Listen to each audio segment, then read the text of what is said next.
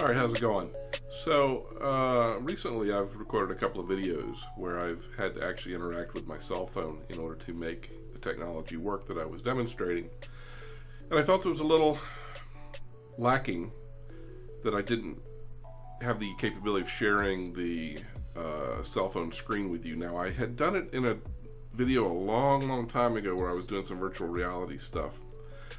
But I had forgotten about that and had not installed anything on this computer or made any kind of connections to do so.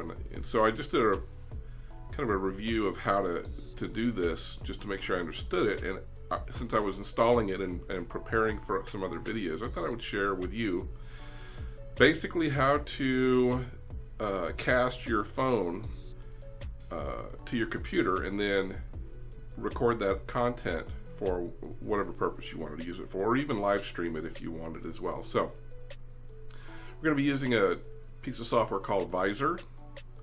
It's a very well-known piece of software. It is a Google Chrome extension. I use Chrome as my browser, so we're going to use that extension and install it now. And you'll go along with me on this, and then we'll make it work with OBS, and you'll have the whole process in front of you and be able to reproduce it for yourself if you need to. So here we go. Ready? First thing I did, I just did a Google search on Vysor. That's Vysor. Looked for the Google Chrome extension link. Clicked on it. Brings me here. 1.5 million users. Only 3.25 stars. I think there's some reasons for that. I don't know off the top of my head what any of them are, but maybe we'll run into them ourselves. But let's we're going to go ahead and add this to Chrome. What can Vysor do? It can exchange data with any device on the local network or internet, display notifications, write to files and folders that you open. It'll know your email address, communicate with cooperating native applications. We're going to add the app. Checking.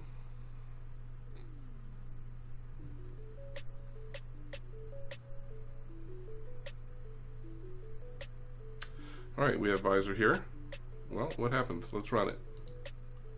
Oh, pops this up. Find devices. Okay, so it's wanting to find the device.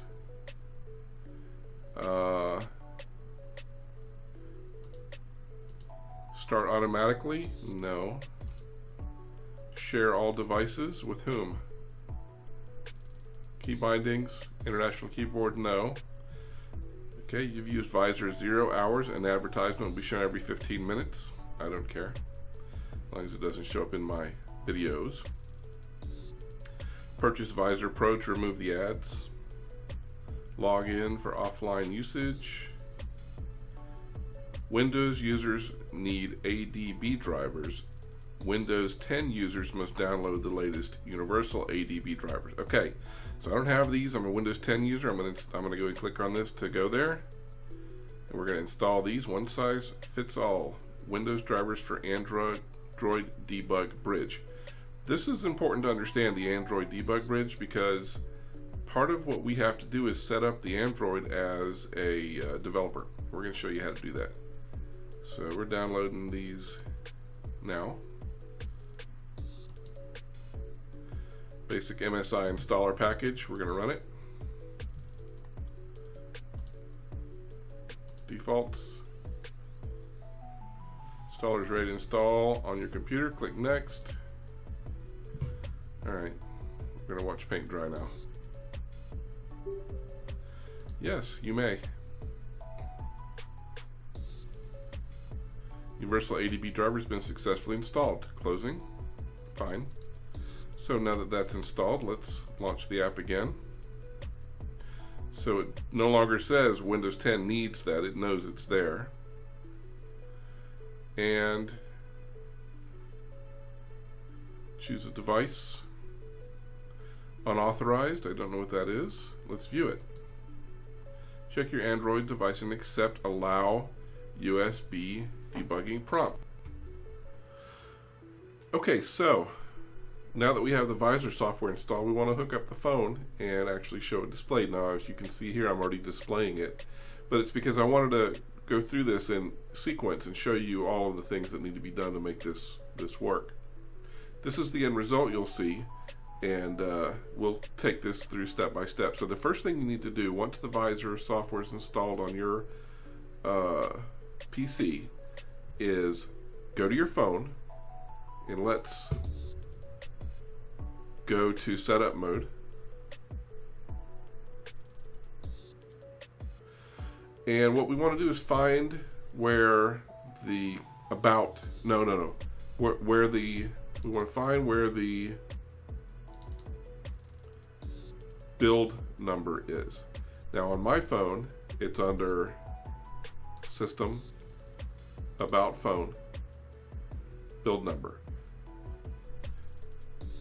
The reason you need the build number, this right here, is because this is how you turn on debug mode, and debug mode needs to be turned on in order for the video out to be captured by the Vysor software. So you go here to the build number, and you're going to click on it about 6 or 7 times.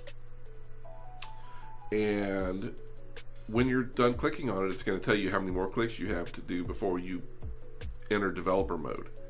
So we're going to do that. We'll click on it, and it's going to tell me no need, you're already a developer. But you'll click on it 6 or 7 times, and it'll take you into development mode. At this point, you go back 1 click, and you'll see developer options. This is what you want to open up. And you're going to scroll down, and you're going to look for this right here, USB debugging. This needs to be on in order for the video to come out of your output port and be picked up by the Vysor software. Once you have this in place, that's all you need to do on your phone. It's pretty simple. Okay, so we get this pop up. You see it? Allow USB debugging. So we're going to say OK. All right. So now you see it sees the phone. We're going to say View. It says installing the Vysor SDK. Now you see my phone. All right, there's a couple of things. First of all, there's an added bonus you get with the Vysor software. So with the Vysor software, not only are you casting what's on the screen, for example, watch, I will change something from my phone side, but you can also interact with this from the computer side, which means you can run this and leave it plugged in and interact with your phone as part of your computer. So now, as I'm moving forward with these videos, I'll be able to cast the screen. Now we said we wanted to accomplish 2 things here. We wanted to first hook our phone up, which we have now done, and the second thing we wanted to do was to actually be able to record or to stream what's on our phone, and we'll do that through OBS. So we're going to bring OBS over here. All right. The next part you would think would be very straightforward. It's not exactly. We actually have to do a workaround within OBS to get this to display properly. When you attempt to pick up the feed coming out of the phone directly within OBS, you just get a black square. So what we have to do on this is basically capture the entire display where the phone is being brought in, and then using the features within OBS to crop the display, crop it down. So we're going to turn this phone off. So this is left screen. We're going to turn off left screen. We're going to add in a new one, and I'll show you. It's not a very difficult thing. It's just annoying that we can't just pull it right in, but that's how it is. So we're going to say add display capture. We're going to call this phone cap, and we're going to pick the left screen, and there we go. Now of course it comes in about 60% bigger than it needs to, so we're going to bring this down. Okay, and we're going to just set the phone over here. Now you see we have this phone cap selected, so we have the red indicator around it. What we're going to do is Here on the handles on the sides, we're going to hold down our Alt button on our keyboard, grab this handle, and just crop the screen until we get where we want to get. And we'll crop it.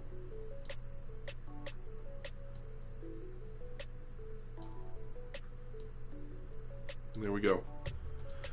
So now I have my phone being displayed here for you. It's not difficult, it's annoying.